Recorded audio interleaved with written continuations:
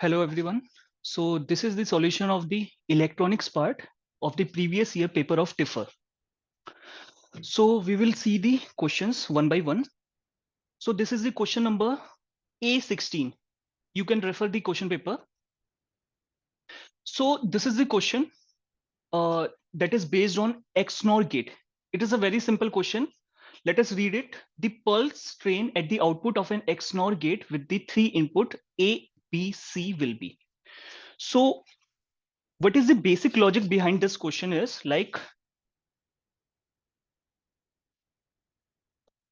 so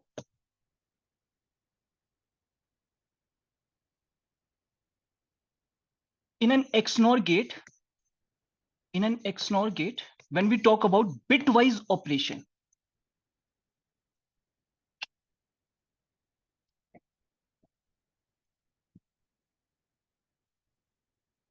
because here the input is in the form of multiple bits, so we will consider the bitwise operation here. So XNOR gate में होता क्या actually, XNOR gate का जो basic जो logic होता है, इस question का जो बेसिक लॉजिक है वो इसी पार्ट पे डिपेंड करता है. XNOR गेट में जब हम मल्टीपल इनपुट की बात करते हैं, so when there are even number of ones at the input, then output will be logic 1. So when there will be even number of ones at the input of an XOR gate, it will give output as logic 1. So this is the basic logic or the concept behind the previous question. So let us see how to solve this question. So we have to perform bitwise operation here. Calculate करो. अब यहां पे देखो, अगर हम first bit की बात करें, यहां पे अगर हम फर्स्ट बिट की बात करें ए बी और सी इनपुट में, तो हमें क्या दिख रहा है, यहां पे कितने वन है, 2 1. That means output will be your logic 1. Similarly अगर हम सेकंड बिट पे जाते हैं, तो सेकंड बिट पे हमें क्या दिखता है, this is your second bit, right. So this is your second bit. Second bit में हमें क्या चीज दिखाई दे रही है, यहां पे ऑड नंबर ऑफ 1 है इनपुट में, so output will be logic 0. Similarly अगर थर्ड बिट पे जाते हैं, तो यहां पे हमें क्या दिखाई दे रहा है, सिर्फ एक 1 है, बाकी 0 है. That means odd number of 1, then output will be 0. आपको पूरा क्वेश्चन करने की भी जरूरत नहीं है, वैसे इसको सॉल्व किया जा सकता है, बट जैसे ही हमारे पास 3 बिट का आंसर आ गया है, we can match with option A. So आपको एग्जाम में टाइम सेव करना है, तो टाइम यहां से सेव कर सकते हो, बाकी आप इसको पूरा सॉल्व भी कर सकते हो. लाइक यहां पे देखो, फोर्थ बिट पे अगर जाएंगे तो इवन नंबर ऑफ 1 है, that means output will be logic 1, right. Next पे सिर्फ एक 1 है, then output will be logic 0. Next bit की अगर हम बात करें, ये है नेक्स्ट बिट आपका. यहां पे देखो आपके इनपुट क्या है, 0 1 1. कितने 1 है, 2 1, that is even number of 1, output will be 1. इसमें जाओ, नेक्स्ट वाले बिट पे जाओ, यहां पे 3 0 है, 1 कितने, 0, that is an even number, तो आउटपुट आपका क्या हो जाएगा, 1. और लास्ट बिट पे जाओ, 0 1 0, odd number of 1, output will be 0. So this is the output. So आपको एग्जाम में पूरा क्वेश्चन सॉल्व करने की जरूरत नहीं है, जैसे ही आपने लास्ट के 2-3 बिट निकाले, आपको पता चल जाएगा कि option A is the correct answer. Clear. So you must remember this logic. और इसी से मिलता जुलता एक और लॉजिक है आपका एक्सॉर गेट का. जैसे ये एक्सनॉर में पूछा है, वैसे ही आपका एक्सॉर गेट से भी सेम बिटवाइज ऑपरेशन में क्या लॉजिक हम यूज करते हैं. जैसे यहां पे एक्सनॉर में even number of ones at the input होना चाहिए, यहां पे एक्सॉर में क्या होता है, odd number of ones. So when we have odd number of ones at the input side, then output will be 1. So एक सिमिलर क्वेश्चन यहां से भी फ्रेम किया जा सकता है एग्जाम में. Clear. Let's move to the next question. So this is your next question, that is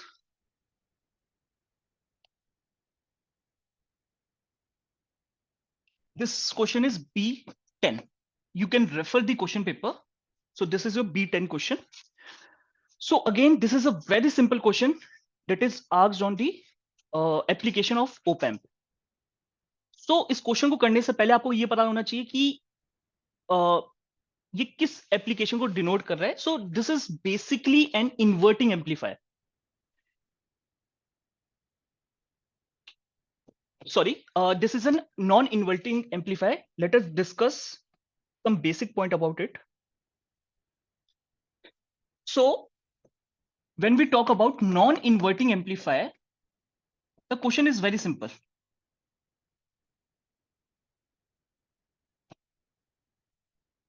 The question is very simple. This is based on non-inverting amplifier.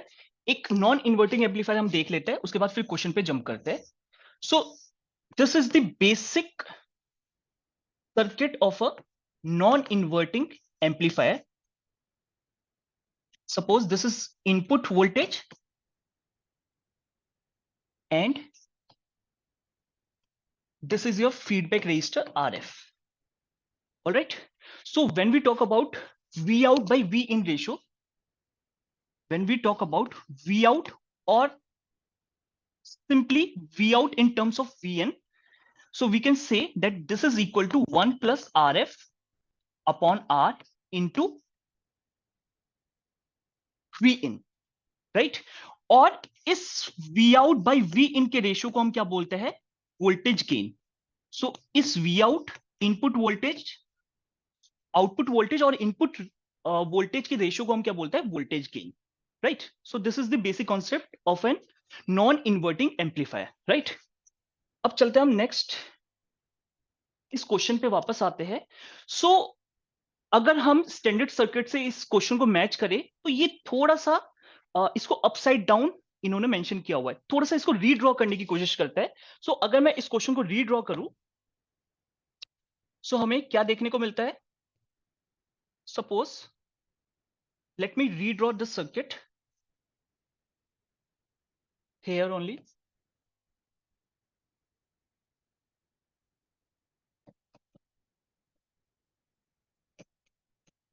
One kilo ohm, it's 5 kilo ohm. This is 2 kilo ohm. इसको मैंने घुमा दिया circuit को, नीचे वाले part को मैं ऊपर लेके जा चुका हूं और ऊपर वाले पार्ट को मैं नीचे ले आया, right? So both the circuits are same, right? So यहां पे हमें आरएफ की वैल्यू कैलकुलेट करनी है. लेट अस सी कि क्वेश्चन में क्या डेटा गिवन है. क्वेश्चन में डेटा गिवन है at what value of RF will the ideal op amp shown in the figure provide a gain of 6. So question में जो इंफॉर्मेशन गिवन है इसको सॉल्व करने के लिए वो ये है कि इसका गेन 6 है. सो इस गेन का मतलब क्या है? इस गेन का मतलब ये है कि इन लोगों ने आपको output voltage upon input voltage का जो वोल्टेज गेन है इसकी वैल्यू 6 दे रखी है. इस डेटा को यूज करके आप लोगों को क्या करना है? इस आरएफ की वैल्यू कैलकुलेट करनी है, ठीक है? सो मेन क्वेश्चन पे जंप करने से पहले ये देखो, अभी मैंने आपको समझाया था कि एक नॉन इन्वर्टिंग एम्पलीफायर में क्या होता है कि अगर इनपुट वोल्टेज यहां पे है वी इन, तो आपका आउटपुट वोल्टेज को हम कैसे एक्सप्रेस कर सकते हैं? V out is equal to 1 plus R F by R into V in. Similarly यहां पे देखो, डायरेक्टली क्वेश्चन में वी इन गिवन, यहां पे जो वोल्टेज है ना वो गिवन नहीं है. यहां पे आपका डायरेक्टली वोल्टेज गिवन नहीं है, इसी को हमें कैलकुलेट करना है. फॉर एग्जाम्पल, सपोज इस नोड पे अगर मैं वोल्टेज को वी ए ले लेता हूं. Let us suppose the voltage at this node A is V A. So output को मैं कैसे एक्सप्रेस कर सकता हूं? This V out is equal to 1 plus R F upon 2 kilo ohm into V A, right? So अब इस V A को कैसे कैलकुलेट करते हैं इसको हम देख लेते हैं नेक्स्ट स्लाइड पे, right?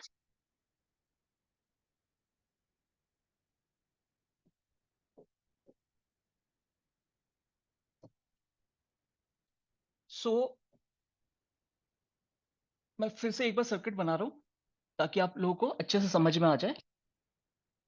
So this is your 2 kilo ohm. This is your RF.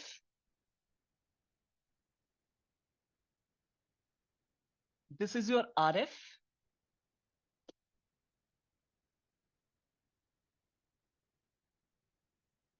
2 kilo ohm. This is your V in. This is your 1 kilo ohm. And this is your 5 kilo ohm. Let me check. Yes, this is 1 kilo ohm. And this is your 5 kilo ohm, right? So let us assume that voltage at this node A is VA. So मैंने अभी आप लोगों को explain किया था कि अगर मुझे नॉन इन्वर्टिंग नोड पे, दैट मींस यहां पे अगर मुझे नोडल वोल्टेज पता है VA, सो इस सर्किट के आउटपुट वोल्टेज को मैं कैसे एक्सप्रेस कर सकता हूं? RF V आउट, इसको मैं कैसे एक्सप्रेस करूंगा VA की टर्म्स में? This will be 1 plus RF upon 2 into VA. बस इसी इक्वेशन को सॉल्व करके हम RF की वैल्यू कैलकुलेट कर सकते हैं. बट उससे पहले, क्योंकि this VA is unknown in this circuit, तो हमें VA को कैलकुलेट करना है. सो VA को कैसे कैलकुलेट करेंगे? इसके मल्टीपल मेथड है. कौन कौन से तरीके से कर सकते हैं? आइदर इस नोट पे आप KCL लगा के सॉल्व कर सकते हो, VA की वैल्यू निकाल सकते हो, या फिर आप लोग वोल्टेज डिवाइडर मेथड यूज कर सकते हो, या फिर आप लोग क्या कर सकते हो, करंट को इक्वेट करके VA की वैल्यू निकाल सकते हो. मैं सबसे इजी मेथड बताता हूं इस टाइप के क्वेश्चन में VA की वैल्यू निकालने के लिए. बिकॉज देखो, यहां से जो करंट है आपकी ओपैम्प के अंदर तो जाएगी नहीं. V इन से जब फ्लो करेगी, ओपैम्प के अंदर कोई भी करंट फ्लो नहीं करती. जब आइडियल ओपैम्प होता है तो ओपैम्प के इनपुट टर्मिनल में कोई करंट फ्लो नहीं करती. तो जितनी भी करंट V इन की वजह से फ्लो करेगी वो इसी पाथ को फॉलो करेगी. आइदर V इन से ग्राउंड पे जाएगी या फिर ग्राउंड से V इन पे जाएगी, राइट? सो जब भी इस टाइप का एक नेटवर्क होता है, फॉर एग्जाम्पल ये देखो, ये फॉर्मूला याद रखना, आपका बहुत जगह पे यूज आएगा. This is your 5 kilo ohm, और यहां पे मैंने इस वाले नोड के वोल्टेज को VA बोला हुआ है.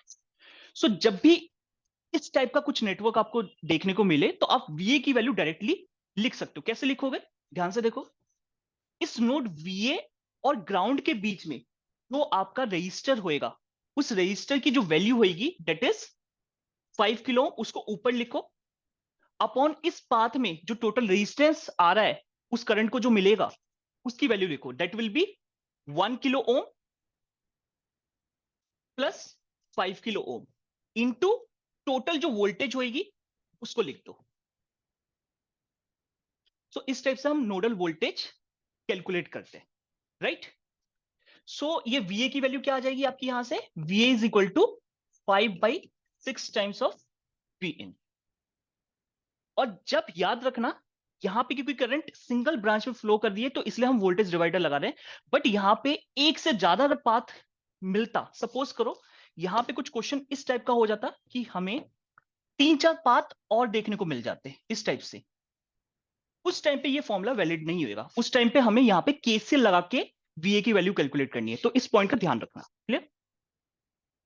तो KCL पे आप लोगों की कमांड होनी चाहिए, राइट? सो सपोज अगर मुझे यहाँ पे KCL लगाना होता तो मैं कैसे यूज करता? अगर सपोज करो मुझे यहाँ पे VA की वैल्यू KCL लगा के निकालनी होती तो हम कैसे निकालते? This is your method 1, this is your method 1.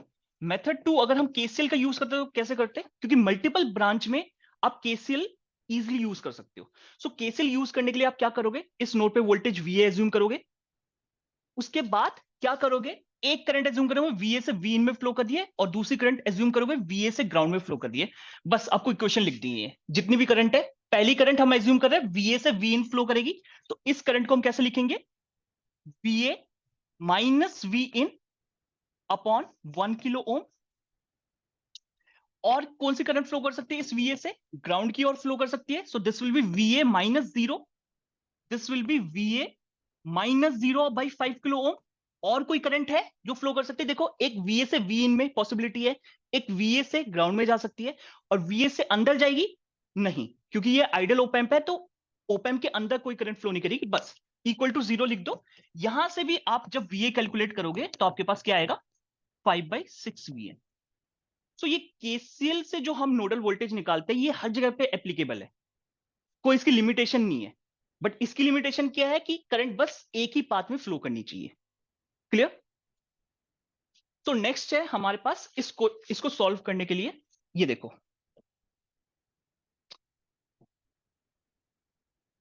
यहां पे आप वैल्यू पुट करोगे इस वाली इक्वेशन पे, इस वाली पे। सो यहां पे अगर हम लिखेंगे इसको, V out is equal to 1 + RF/2 into VA। VA की वैल्यू उठा के यहां से रख दो। VA की वैल्यू क्या है बेटा, 5/6 टाइम्स V इन। अब क्या करो, क्योंकि क्वेश्चन में क्या गिवन है, क्वेश्चन में वोल्टेज गेन गिवन है, that is equal to 6। Voltage gain का मतलब क्या होता है, output voltage by input voltage. So उसका रेशियो निकाल लो यहां से। तो V out by V in क्या होगा, V out by V in, ये क्या है आपका voltage gain. So this will be equal to 1 + RF/2 into 5/6। और क्वेश्चन में इसकी वैल्यू गिवन है, क्वेश्चन में इसकी वैल्यू गिवन है 6। बस सिंपल है, ये इक्वेशन है, मैथमेटिकल इक्वेशन है। जब इसको आप सॉल्व करोगे तो क्या आ जाएगा, यहां से RF की वैल्यू आपकी आ जाएगी 12.4 kilo. Alright, so let us see the next question. So this is basically your C9 question. आप क्वेश्चन पेपर से रेफर कर सकते हो। This is your C9 question, C part 9 question है। So again this question is based on digital electronics. ठीक है, ये half adder पे बेस्ड है क्वेश्चन। सो एक बार क्वेश्चन पढ़ते हैं, उसके बाद देखते हैं इसमें क्या बेसिक यूज होना है। So a half adder circuit is defined as a 2 input 2 output logic circuit where the output S gives the sum of inputs up to a single bit and the output C gives carry over in a single bit. So basically ये क्या बोलना चाह रहा है कि ये एक half adder हमारे पास सर्किट है, ठीक है, जिसमें 2 इनपुट है। आपको पता है कि हाफ एडर में क्या करते हैं हम, 2 इनपुट को क्या करते हैं, 2 इनपुट जो सिंगल बिट के होते हैं उनको वो ऐड करेगा, उनको क्या करेगा, वो ऐड करेगा। और हमारे पास हाफ एडर में आउटपुट क्या आता है, 2 आउटपुट आता है, एक आता है आपका सम, एक आता है आपका कैरी।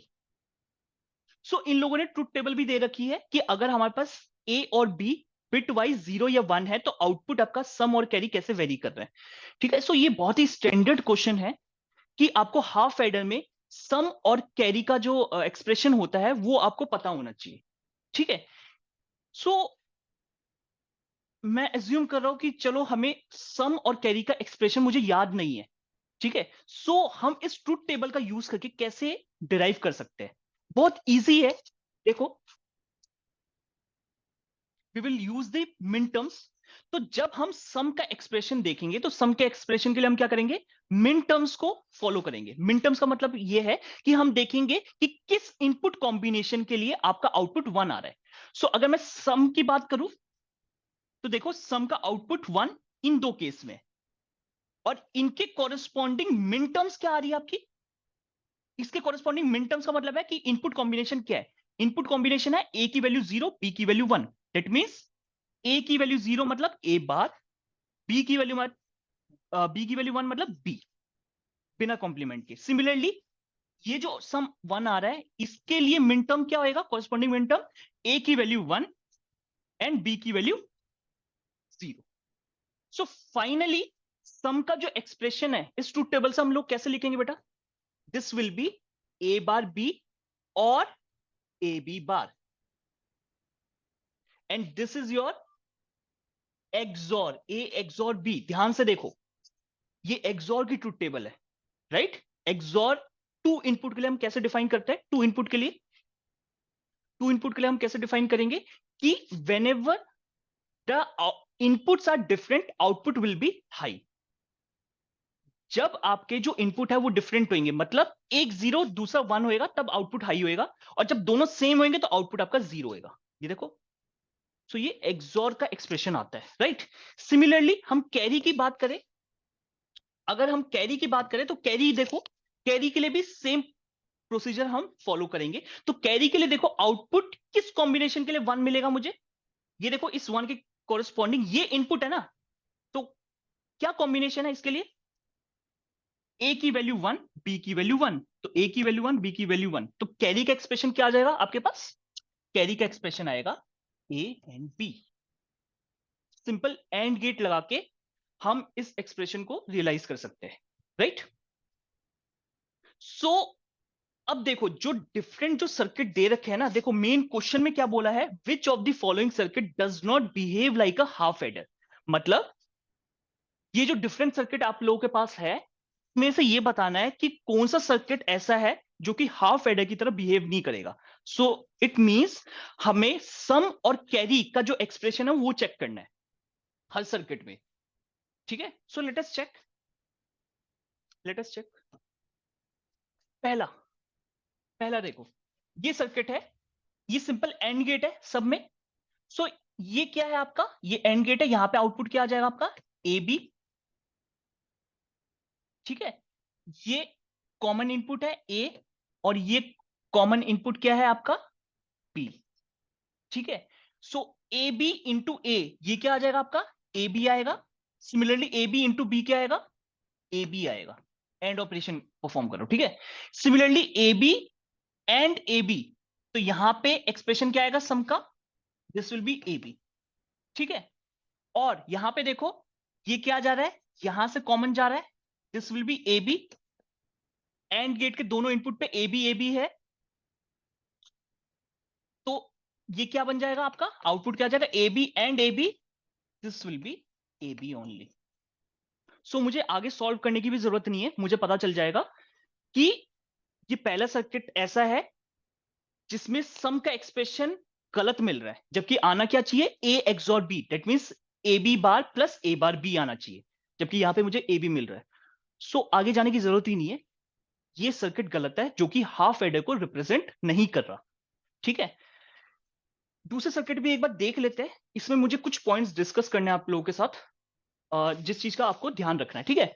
अब देखो इस वाले सर्किट की बात करें तो ये एक स्टैंडर्ड सर्किट है। स्टैंडर्ड सर्किट बोले तो एक हाफ एडर को जब हम नैंड गेट से रियलाइज करते हैं या नैंड गेट का यूज करके ड्रॉ करते हैं, सो ये वही सर्किट है। तो ये देखो आपको पता होना चाहिए इस सर्किट के बारे में, ये जो ऊपर वाला जो आपको पार्ट दिखाई दे रहा है, ये ऊपर वाला, सिर्फ ऊपर वाला, नीचे के 2 नैंड गेट को हटाओ, ये सारे नैंड गेट है। तो ऊपर वाला जो पार्ट है ये किसको रिप्रेजेंट कर रहा है, ये आपको सॉल्व करने की जरूरत नहीं होनी चाहिए। This represents the output of an XOR gate, this represents the output of an XOR gate, ठीक है। ये एक्सॉर गेट के आउटपुट को रिप्रेजेंट कर रहा है। अब आते हैं नीचे वाले पार्ट में, सो ये आप सॉल्व करके देख सकते हो खुद से। नीचे वाले पार्ट में आते हैं, देखो ये ए वाला इनपुट यहां पे है, बी वाला यहां पे है, सो यहां पे मुझे क्या मिल जाएगा A B bar, A B बार। और ये वाला सर्किट क्या होता है ये आपको पता होना चाहिए, इस टाइप का जो सर्किट होता है, इस टाइप का जो सर्किट होता है, मतलब नैंड गेट के दोनों इनपुट को अगर मैं शॉर्ट कर दूं, सपोज करो मेरे पास इनपुट पी है, तो आउटपुट में हमेशा क्या मिलेगा उसका कॉम्प्लीमेंट मिलेगा, इन्वर्टेड फॉर्म में आपका इनपुट मिलेगा, राइट। सो अगर ये ए बी है तो ये इन्वर्टर की तरह बिहेव कर रहा है, मतलब ए बी बार अगर इनपुट में जा रहा है यहां पे, तो यहां पे मुझे कैरी में क्या मिलेगा ए बी।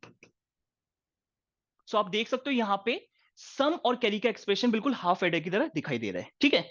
सिमिलरली इस वाले सर्किट पे आते हैं, ये भी आपका एक स्टैंडर्ड सर्किट है, half adder using NOR gates only. So NOR gates से अगर रियलाइज करेंगे तो इस टाइप का कुछ सर्किट हमें देखने को मिलता है।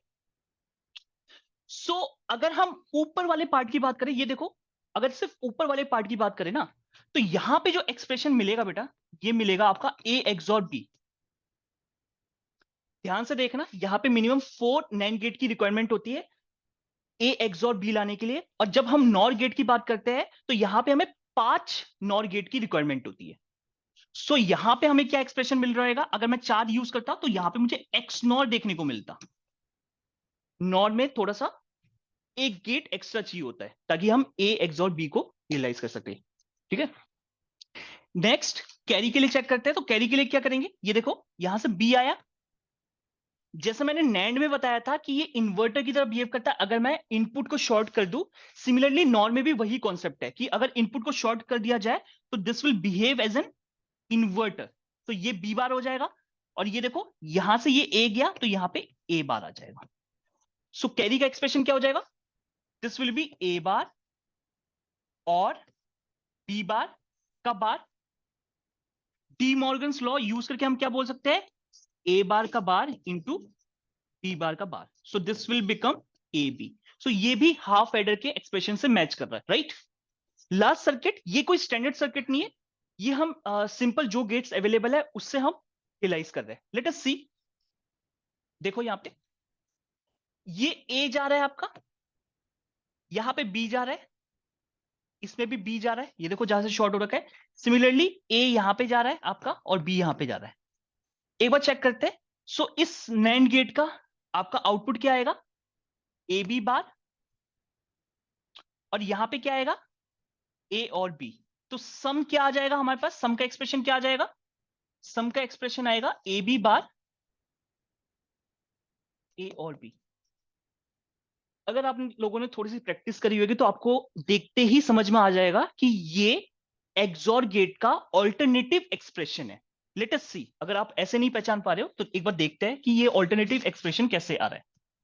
ठीक है। सो ए बी का होल बार को हम कैसे लिख सकते हैं? ए बार और बी बार। और इसको कैसे लिख सकते हैं? ए और बी। जैसे हम ब्रैकेट को ओपन करेंगे तो आपको क्या दिखेगा? ये एक्सप्रेशन आ जाएगा A B bar plus A bar B. This means what? A XOR B. Clear?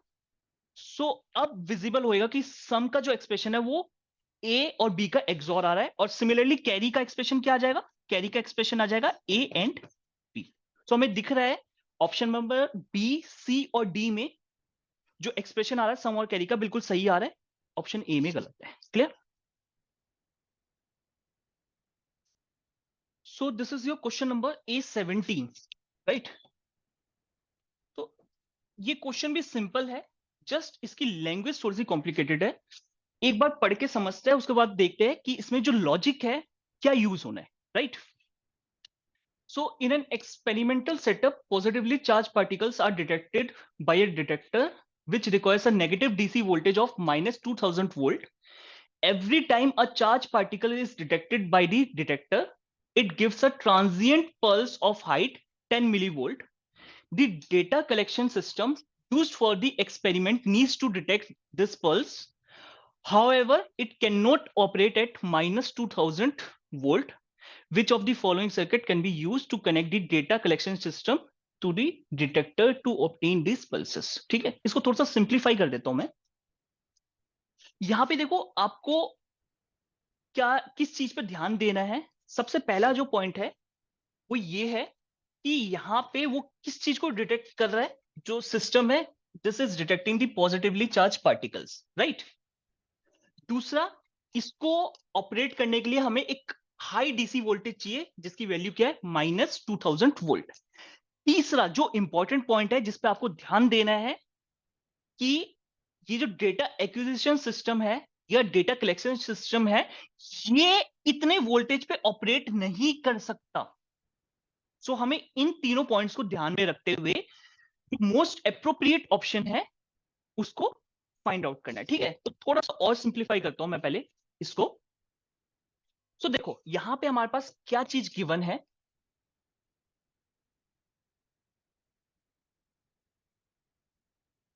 थोड़ा सा सिंप्लीफाई कर देता हूं इस क्वेश्चन को ताकि आपको आसानी हो समझने में। सो देखो यहां पे हमारे पास एक डिटेक्टर है जो कि पॉजिटिवली चार्ज पार्टिकल्स को डिटेक्ट करेगा, और this is your data acquisition system.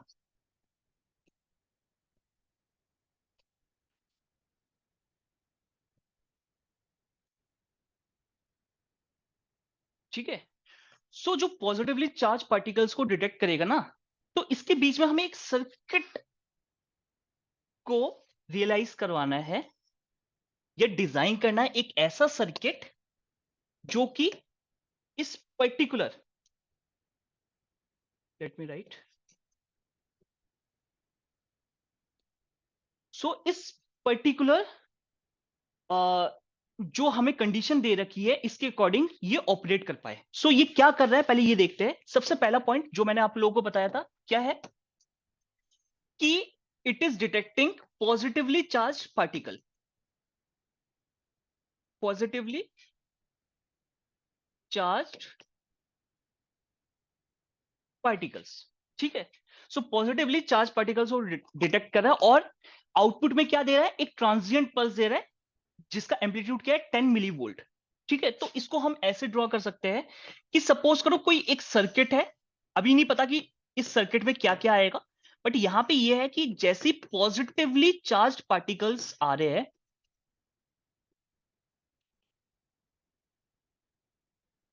तो हमारे पास आउटपुट में क्या देखने को मिल रहा है, एक ट्रांजिएंट पल्स देखने को मिल रही है।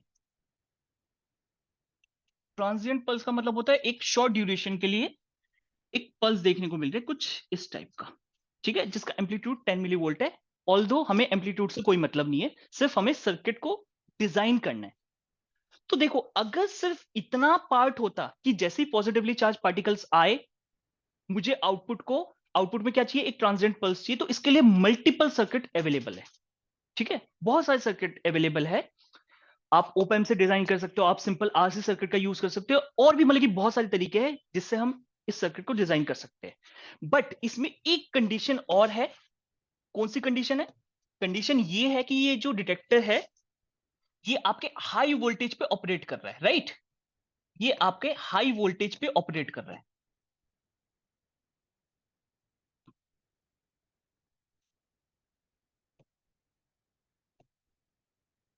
ये आपका हाई वोल्टेज पे ऑपरेट कर रहा है। ठीक है, बट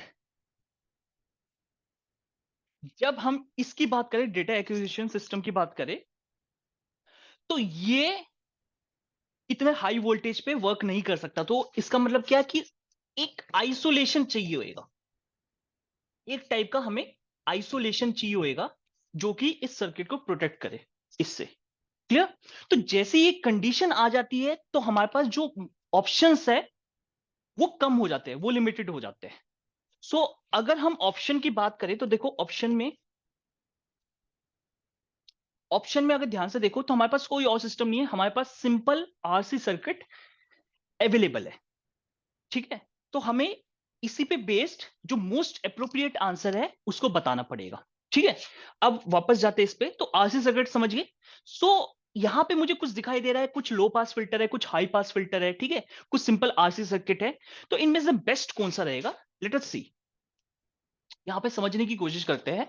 जब भी इस टाइप की चीज आती है तो हम क्या करेंगे, आइदर यहां पे लो पास फिल्टर यूज कर सकते हैं या फिर हाई पास फिल्टर यूज कर सकते हैं। ठीक है, थोड़ा सा मैं लो पास फिल्टर और हाई पास फिल्टर के बारे में बता दूं ताकि आपको इस क्वेश्चन को समझने में आसानी हो। ठीक है, जब हम हाई पास फिल्टर की बात करते हैं,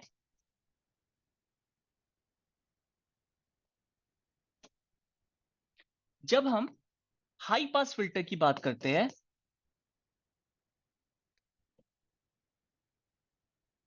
and next is your low pass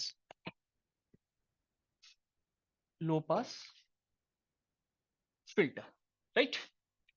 so when we talk about high pass filter तो हमारे पास सर्किट कैसा आता है, सर्किट आता है कुछ इस टाइप का।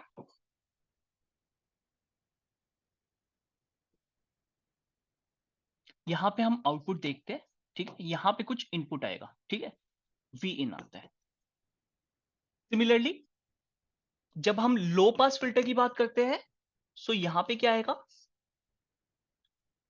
कैपेसिटर आएगा और यहां पे आउटपुट आएगा आर सी सी आर। बस पोजीशन चेंज करने से देखो इसका जो फ्रीक्वेंसी रिस्पॉन्स है या जो इसका ऑपरेशन है कैसे बदल जाता है, ये कैसे लो पास से हाई पास में कन्वर्ट हो जाता है, जस्ट अगर मैंने आर और सी की पोजीशन को इंटरचेंज कर दिया। ठीक है, सो ये इसके नेचर पे डिपेंड करता है। नेक्स्ट यहां पे देखो, जब हम बात करते हैं ना स्क्वायर वेव, जब हम इनपुट में देते हैं तो स्क्वायर वेव रिस्पॉन्स कैसा देखने को मिलता है, मतलब स्टेप रिस्पॉन्स बोलते हैं। जब भी हम स्क्वायर वेव देते हैं यहां पे तो इसका जो आउटपुट आता है मतलब फ्रीक्वेंसी रिस्पॉन्स की बात कर रहे हैं, तो ये किस टाइप का आपको देखने को मिलेगा? कुछ इस टाइप का। ऑल दो मैंने एक पल्स दी है तो हम ज्यादा आगे नहीं जाएंगे, सिर्फ इस टाइप का आपको देखने को मिलता है। ऑल दो ये इस पे भी डिपेंड करता है कि आरसी की वैल्यू क्या है और इनपुट जो हम वोल्टेज दे रहे हैं उसका टाइम पीरियड क्या है। उन दोनों पे डिपेंड करेगा कि ये जो ट्रांजिएंट पल्स है इसकी जो विड्थ होगी वो कितनी होगी। ठीक है, उन पे भी डिपेंड करेगा, बहुत सारे फैक्टर्स पे डिपेंड करेगा। मैं इन जनरल एक हाई पास फिल्टर की बात कर रहा हूं तो वो इस टाइप का आपको दिखेगा। ठीक है, और अगर यहां पे अगर बात करें तो यहां पे आपको देखने को मिलेगा कुछ इस टाइप का।